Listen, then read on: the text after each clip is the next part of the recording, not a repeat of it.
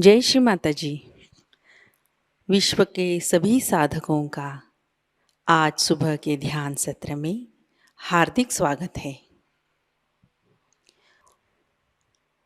कुंडलिनी चढ़ाकर बंधन लेते हैं।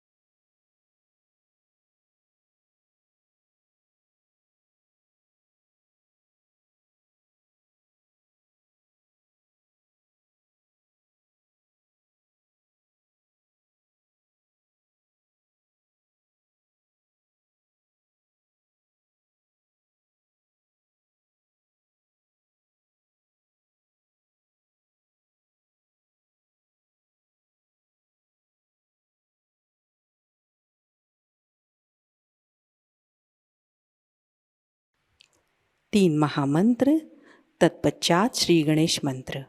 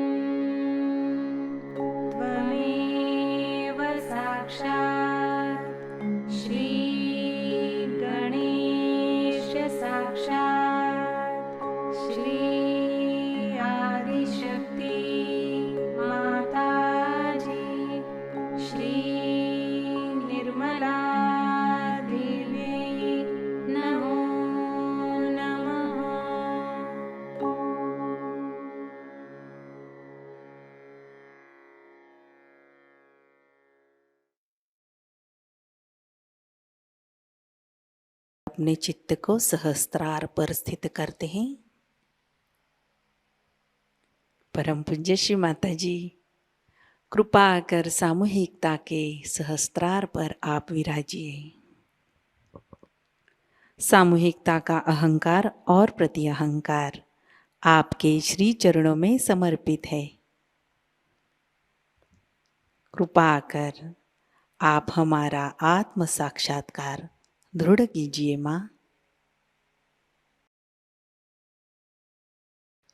कुछ समय हम ध्यान की अवस्था में बैठते हैं।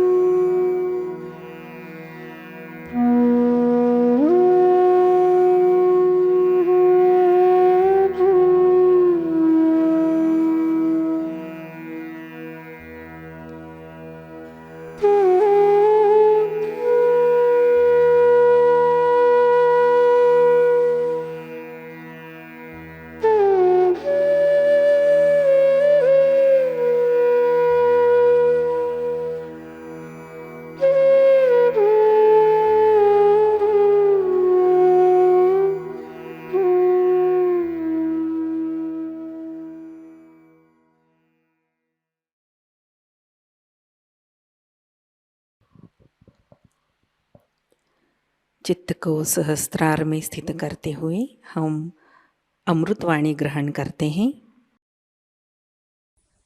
When this happened,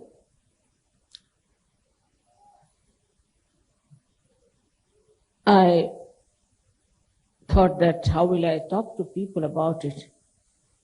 Because no one would understand. And it would be a big mistake on my part to say something about Sahasrara. Because even about Sahasrara, nowhere in the scriptures some things were described. It was absolutely a ambiguous description, I would say, where people could not have even thought that there is a realm beyond Sahasrara. And one has to enter into that realm where is the reality.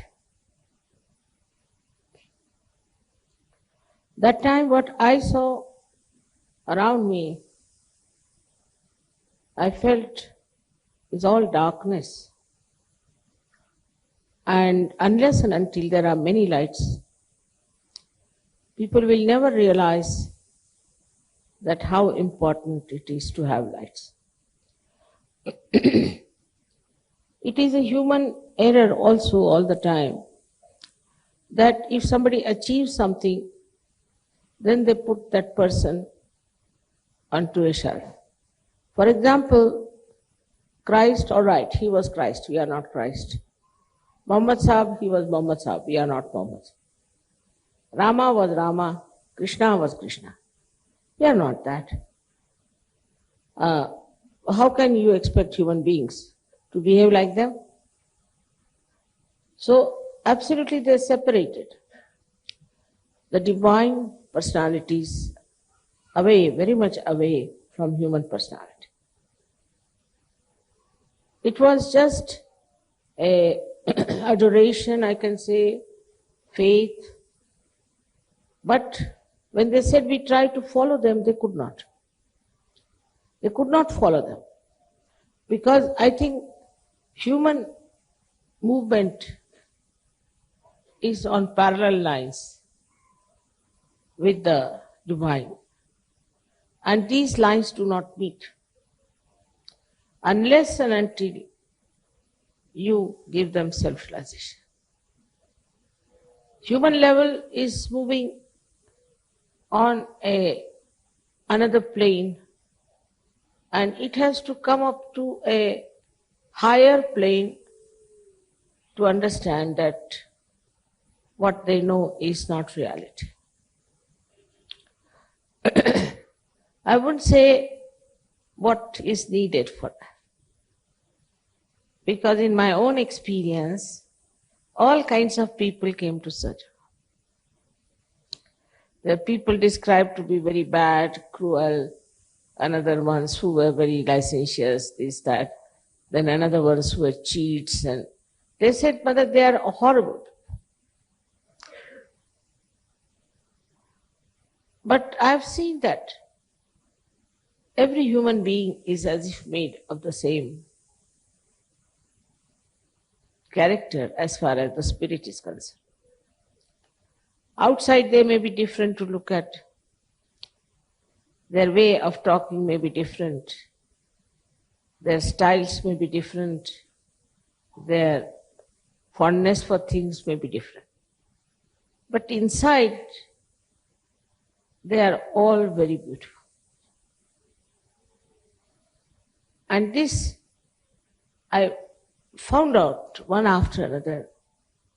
You don't know how much it was giving me joy, not only joy, but also encouragement, support, and patience. And then now you see how Sahajayoga has grown. The greatest thing has now happened is, which I realize, I'm very happy about it, that Sahajogis feel very responsible about Sahajayoga. And they feel that they have to spread this enlightenment everywhere.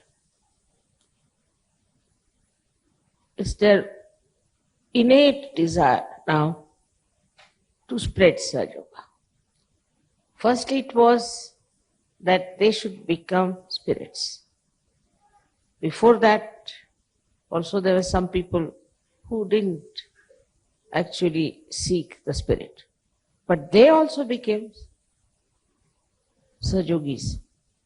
And I'm surprised with some of you that I never expected that they would go so far. And suddenly you hear that such and such person has gone there, has done this, has done this. So when you came into the realm of reality, I don't know which principle you accepted first. That's your understanding. But one thing you realized that you are definitely connected with the divine. Some people had tremendous experiences, some had mild experience. But most of them I saw started believing in themselves, understanding themselves, and having confidence about themselves. Because there are so many myths about God, religion, gurus, that when they saw the light of the Spirit, which gave them sense of reality, as if they steadied their mind, they steadied themselves.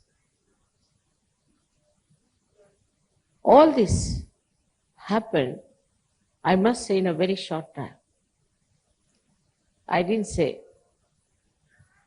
that it took me long or I had to go through lots of various experiences. Because to me, all these experiences are nothing. If a ship is seaworthy, it can face all kinds of high tides and all kinds of shocks and everything without any difficulty, because it is seaworthy. So I didn't feel that way, but only I felt that from human level to this spiritual level, to this divine level, when you are coming, then some of that still lingers on. Some of that is still there. It has to be cleansed. It has to be brightened, we should say, or absolutely enlightened. But what was the great thing about Sahajayoga? That you yourself did all that. It's nice to say, Mother, you did this, you did that. Maybe enlightenment part of it. But say now there are lights here, and these lights, unless and until they are attended to, looked after, and given oil of love, how can they go on burning? This is something, what I must say, that you people somehow or other realized how important it was to become good Sahajogis. Maybe introspection, I don't say. Maybe somebody else talked about it. Maybe it's your own understanding. Whatever it was, all of you tried to be good Sahajogis. Of course, there are people who are sometimes very angry with me, like, why don't you cure my sister, or why don't you cure my father? If you are God, this, that, is that. But it makes no difference to me, because they are so frustrated, so upset, so they are talking like that. If you see one or two persons here and there, you see here thousands, such beautiful people. It's complete emancipation of this earth, of this globe, I'm sure will take place if you people all take up the responsibility. The responsibility has certain problems which we should know.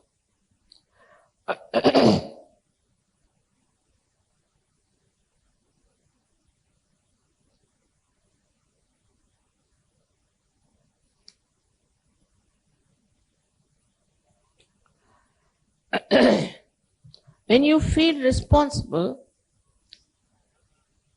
you must know that you are not in charge. One thing. Secondly, you also must know that there are so many other forces so many angels and ganas are with you. You are not alone. So, to think that you are doing anything will make you maybe egoistic. At that time, what you have to do is best is to say, all right, I am not doing anything, it's the divine that is working it out. Not that the divine wants any credit from it. But by saying that, this balloon of ego will not come. And you will become humble.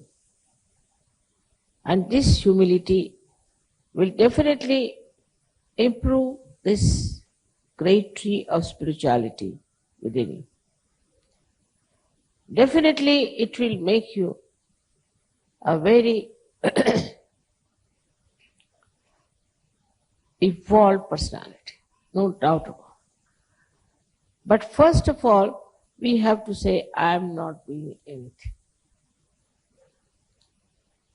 It's very important to understand when you have spiritual authority to do things. It is not a testing ground, I can tell you this much. Many people think that mother is testing us. I am not testing. You are testing yourself. I am not saying don't do this or don't do that. You are testing yourself and now must know that you are in the beautiful garden of reality. Where very few have entered.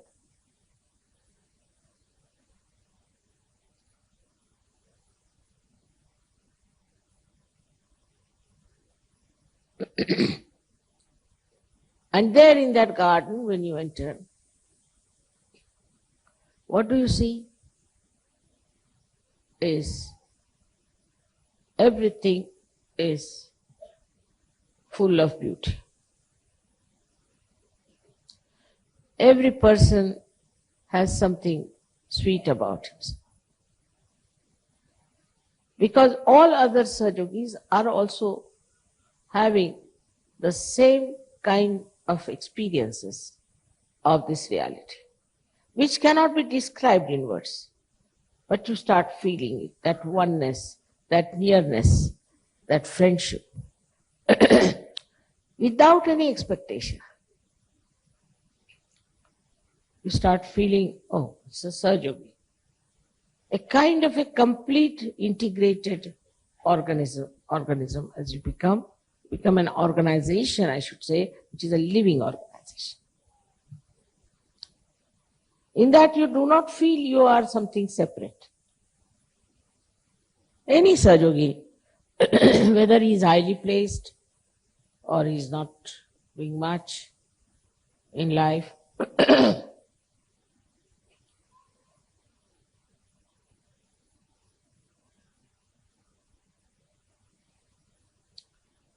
this integration, this oneness, this feeling of identification with others makes you so large, so big, so great, so powerful.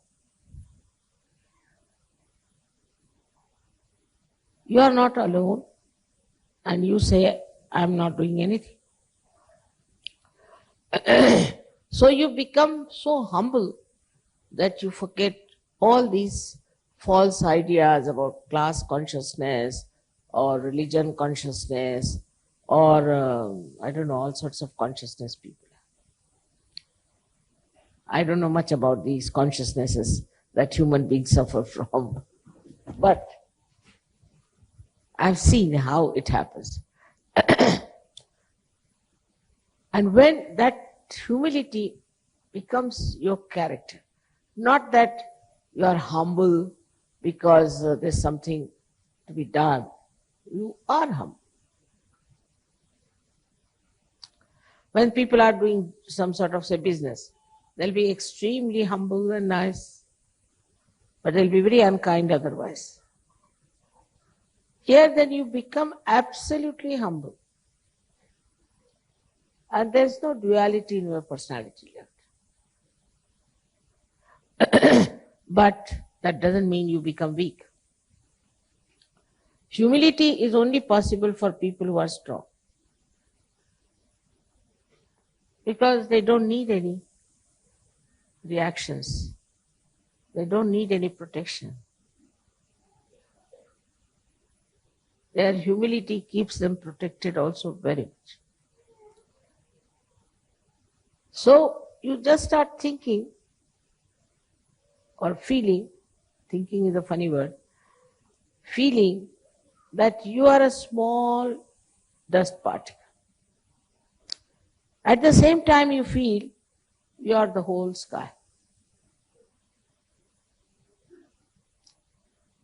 It depends on where you are, what you are doing,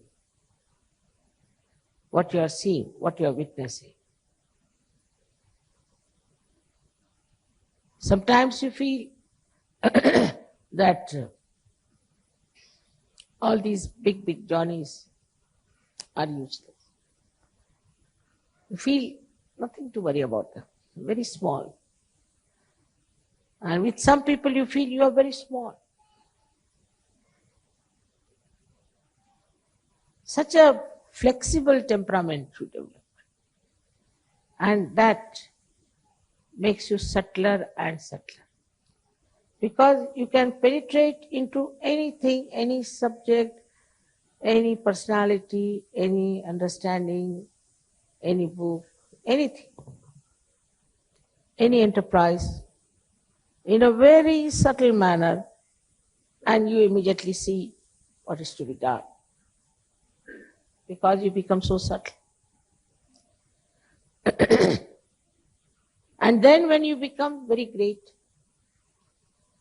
then you start thinking, or I should say feeling, what you can do to help so many people, to do this great job, to do that.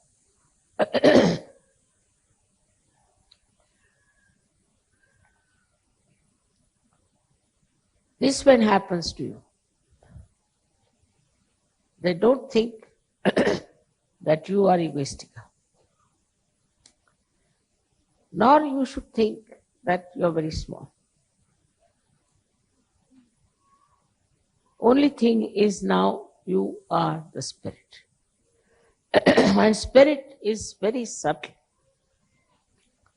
It's a very subtle light. But it can penetrate into anything. It can expand into anything.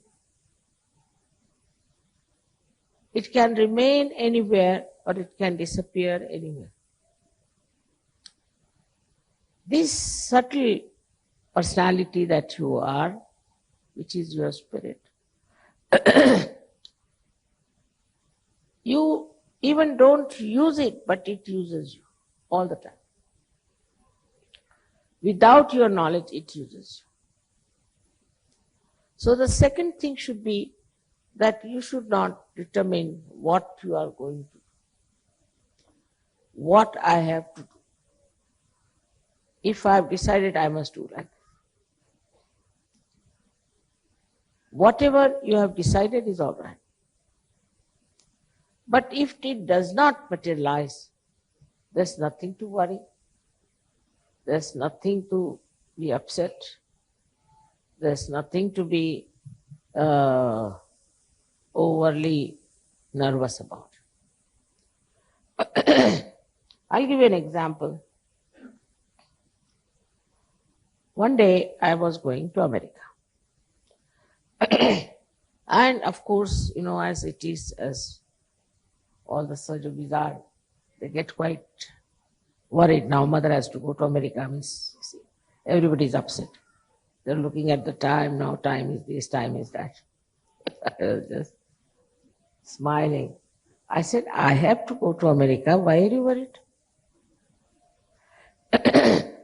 And suddenly one of the surgeon's child fell down and broke her hand. And she couldn't move her fingers. So I was just coming out. And as soon as he brought the child, I said, all right, I'm not going just now to the airport. They were very upset. Now she's not going to the airport, as if all the heavens are going to fall down or what. But I said, now let me see the child. I treated the child was all right. All right, I said, let's now go to the airport. And they were saying, Mother, the plane must have left, it's all right, doesn't matter, let's go to the airport. Went to the airport, and this plane that was going to take me was just there because there was something wrong with the plane. And there was another plane going to Washington, and I wanted actually to go to Washington instead of New York. So I was in the plane nicely going to Washington. But one must know that you are not doing. Everything is arranged and planned and beautifully kept for you. You decide something, all right. If your decision is all right, if you have to do that, it will work out. If it doesn't work out, it should not have been worked out. Now this is the difference between a person who is a realized soul and who is not a realized soul. A realized soul person is not bothered what he wants, what he likes, what he is fond of. He is not. Whatever he gets is all right. Now I can see you are living under this roof, which is so horrible. I mean,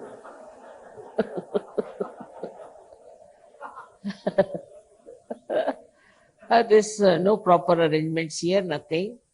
I don't know how you are living here. I mean, I just don't know what to do. And we are trying to get a land, and this landowner is such a greedy fellow, but I don't mind the greed part, but still he's not yet giving us the land. It's all right, now what to do? But you all enjoy it. You don't mind. Otherwise, normally people would say, you know, I want this kind of a room and I want this kind of a house and this and that. That you can live under any circumstances because you don't worry about your physical comfort anymore. What you think of your own spiritual comfort.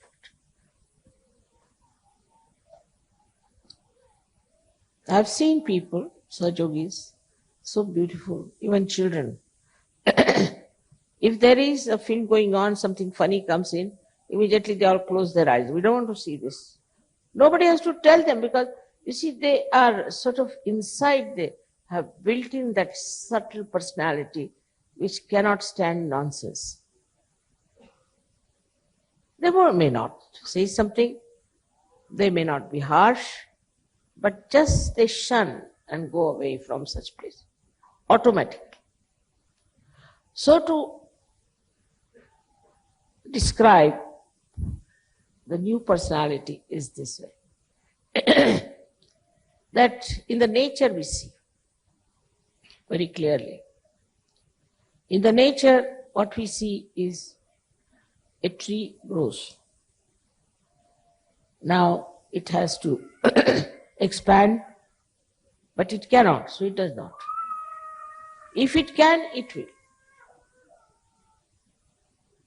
And also it tries to bring all the leaves exposed to the sunlight somehow. So I don't think the trees have that much intelligence to organize it. But there is something that organizes them so beautifully. Now, it's not only one tree, thousands and thousands and thousands and thousands. The one who does all that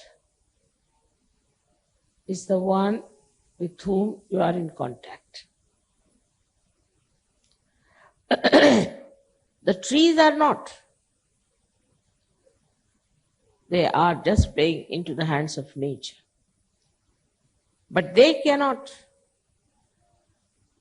manipulate, maneuver, understand this divine power. They cannot. Animals cannot. Even human beings cannot. But you can, because you have crossed the limit of this human bondage. And now you are just like great citizens of the great realm of divinity. So this divine force helps you, works out everything. And also it takes you, it guides you, it manages you. So what you have to do is to keep yourself open for the guidance. At the same time, you must act, because the guidance will also come from within, by which you will know, this is what I have to do. Now supposing even then you feel that this was not achieved by you, and you feel that still, I don't know why I couldn't get what I wanted. Try to understand that is what is the best for us. But it never means that you should give up. You should not desire. I have seen Sahajayogi's desires are much more powerful than mine. The reason is I am desireless. I have no desires as such. Try to fathom out if I have any desires. I see I have no desires of any kind. Or I do not earnestly want anything. That you can say it's a very frivolous temperament. But it all, very different with you people. You people are very differently made because you have achieved something.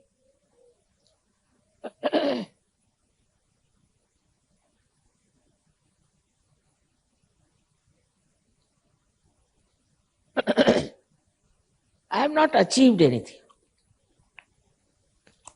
I am what I am. Because you have achieved something, you know how you were and what you are now. Because of your achievement, I think it is a boon that whatever you desire works out. Because you have worked so hard, it's a boon. It's a special blessing for you, whatever you desire. So many times I have told you, now don't desire anything which is not proper. Because whatever you will desire, that works out. And that will be effective. Now try to realize that you are no more ordinary human beings. You have crossed the bondage, and now you are not even in the Sahasrara, you are beyond it. Sahasrara is the limbic area, and this limbic area is closed like a lotus. And when you get your Kundalini entering into it, then this lotus opens like this. And that's what is written in the Bible, that I'll appear before you like tongues of flames. It's the divine say.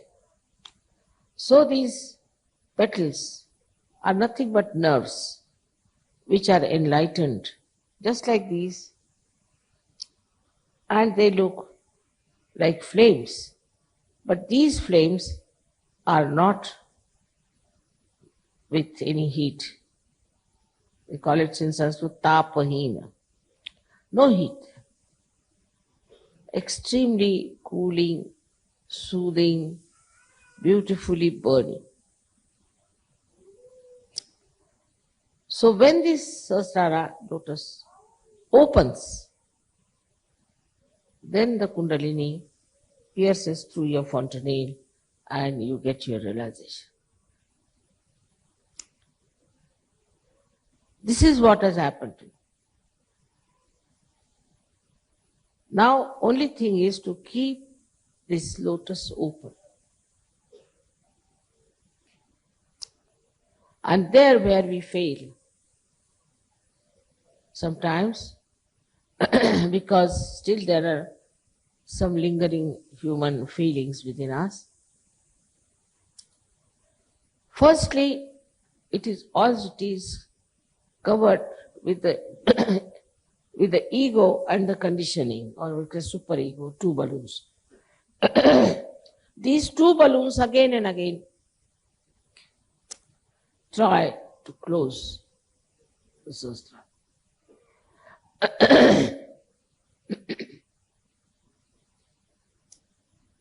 So you have to be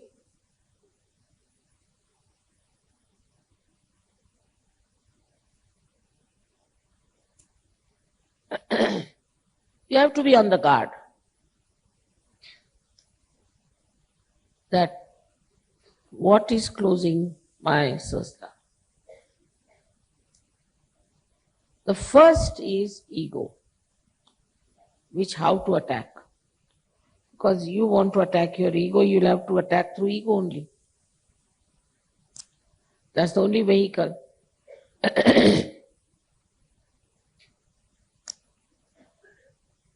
So we have this state of nirvichara, of thoughtless awareness, where we have to go. But the simple thing to do is very practical.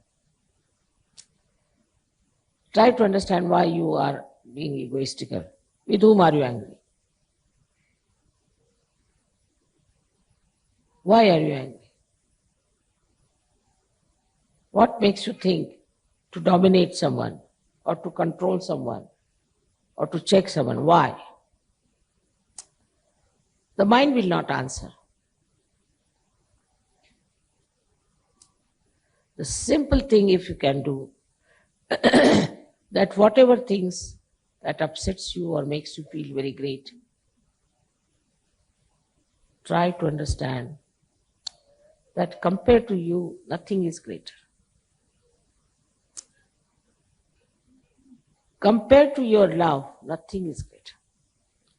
Compared to your compassion, nothing is greater. Because in this, there is the light of the divine truth. You hate someone, you get angry with someone, just know that you have to love that person. Now, how will you love that person? There's no way to have any measurement of that. But love itself will suggest how satisfied you are feeling, how happy you are. I'll give an example. The other day I received a letter from someone challenging me very much from Poland, that her mother is sick with something, cancer or something, and challenging me all the time. If you are God, you must create. You are my mother, if you are God, do this, do that, do that. Very amusing. I said, all right. I put my attention to this lady. Perhaps the mother is better. But instead of getting angry, I said, she's so frustrated, she's so upset, she's so worried. Even if she says, if you are God, she's challenging me, it's all right. Makes no difference. Whether she calls me God or not God, makes no difference. Whatever I am. So instead of getting angry, I felt tremendous compassion for her. She's a human being, and her mother is so sick, and if that's the only source of her life, then I can understand why she is so upset.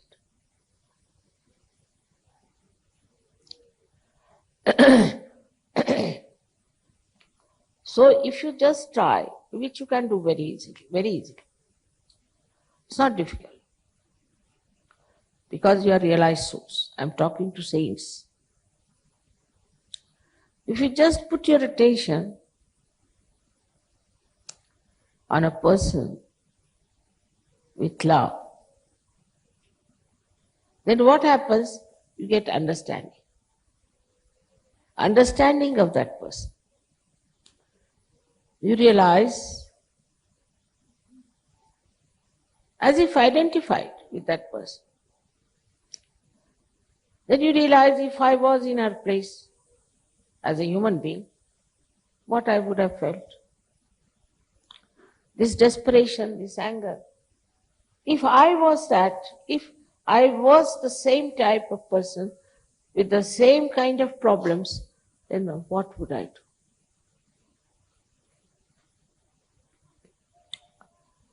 That solves the problem. So the identification part, you have such powers, I told you can penetrate. The identification with another is very important.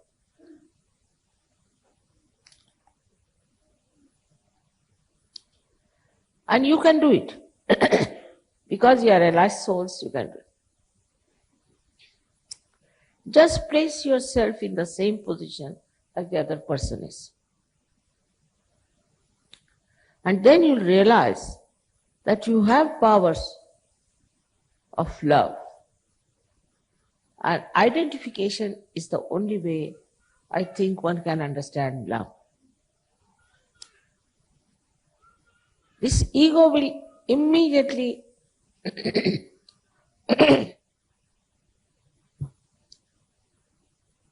sucked in as soon as you put your loving attention on that person.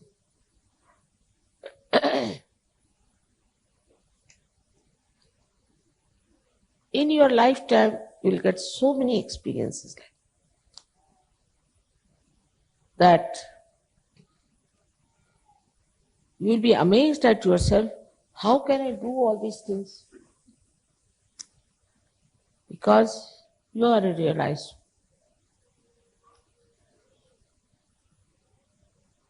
Also, as I said, when you are identified with another person, you put that person in charge of divinity.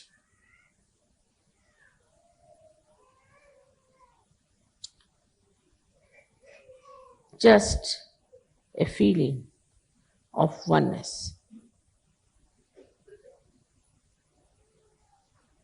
Sometimes also we have very wrong idea about ourselves and about others.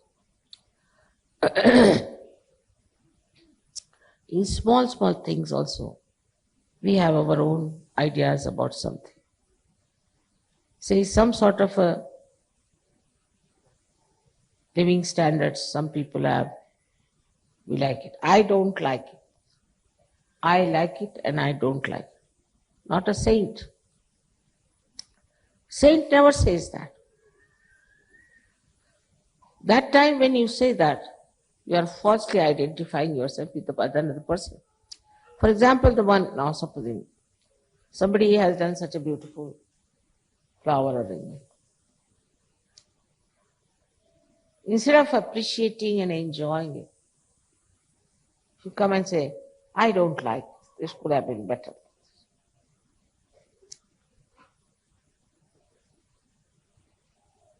Just to, I don't know why people say that.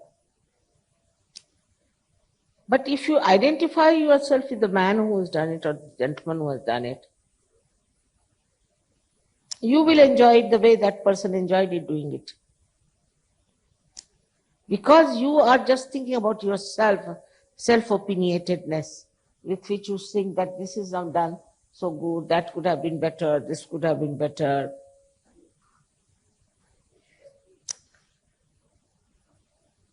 Who are you to judge anyone?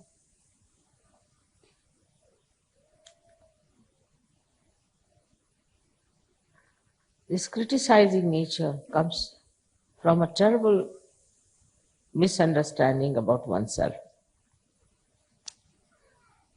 What are we? Why should we judge anybody else? Are we paid for it? So why waste energy on judging others?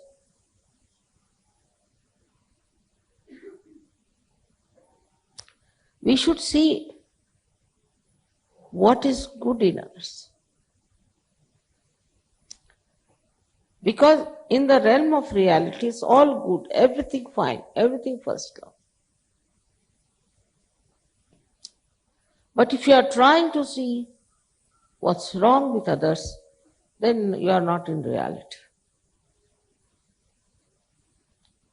You can watch, you can witness, but you do not get upset with it, or you do not even say something that would upset others. You're watching it, it's all beautiful. I mean, just the joy of the person who put it, all these beautiful things, of all the persons, is just bubbling through that. But unless and until you are identified with those who have done this, you might say this should have been better, that should have. You can be in the same position. Supposing you do something, another one will come and say, oh, you should have done it this way, that. Wasting our energy for nothing at all. Our energy is spiritual energy. Then again you become like the sky, I told. The greatness. We are too great to bother about these things. Wasting our energy on very, very trivial things, any useless things, and just making yourself small.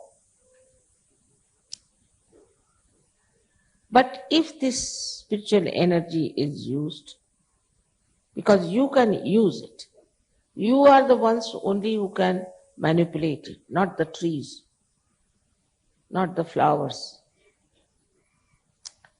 Then what you will do is to create oceans of joys. So then we come to Saj. What has Saj given you is all right. But what have you given to Saj? What have I given to Saj? Have I created oceans of joys for others?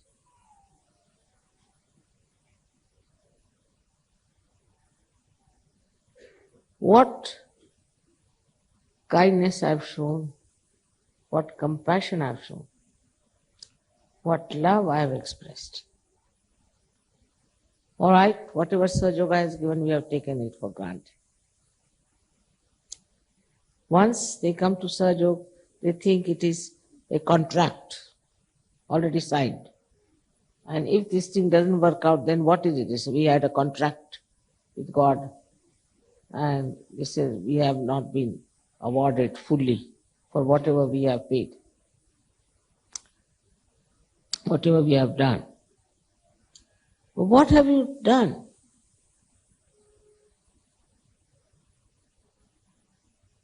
In this realm of reality? Have you enjoyed the reality? Have you felt the joy of this real love of divine? ध्यान की अवस्था बनाए रखते हैं।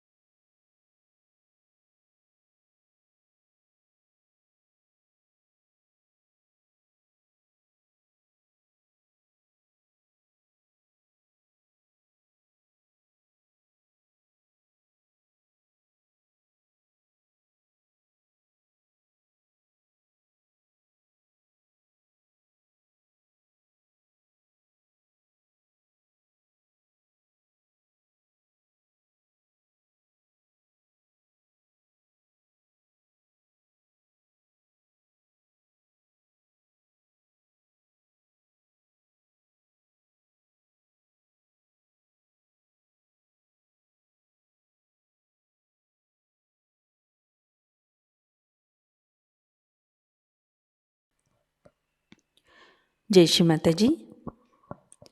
श्री माता जी के श्री चरणों में हम प्रार्थना अर्पित करते हैं। परम पूज्य श्री माता जी, आज का ध्यान आपके श्री चरणों में समर्पित है। आज की अमृत वाणी में आपने जो ज्ञान हमें प्रदान किया, सामूहिकता आपकी ऋणी है। परम पूज्य श्री माता जी, कृपा कर हमें ध्यान की गहनता, गहराई प्रदान कीजिए, जिससे हम सहज धर्म की गरिमा में रहे, ऊंचाई में रहे। श्री माता जी, हमें गतिशील, कृतिशील, सतर्क और स्वयं अनुशासित सहयोगी बनाइए, जिससे हम सहयोग फैलाने के प्रति हमारा उत्तरदायित्व निभा सके। कृपा कर हमें आध्यात्मिक प्रगति की ओर अग्रसर कीजिए। श्री माता जी, हमें भौतिकता के भ्रम से, कुसंस्कारों से दूर रखिए। हमारे अंदर निर्लिप्त साक्षी भाव प्रस्थापित कीजिए। श्री माता जी, इस ध्यान सत्र में अगर हमसे कोई गलती हुई हो, कृपा कर हमें क्षमा कर दीजिए। हमारी प्रार्थनाओं का स्वीकार कीजिए और हमें आशीर्वादित कीजिए। आपके श्री चरणों पर कोटि कोटि प्रणाम, अनंत कोटि प्रणाम। जय श्री माता जी। कुंडलिनी चढ़ाकर बंधन लेते हैं।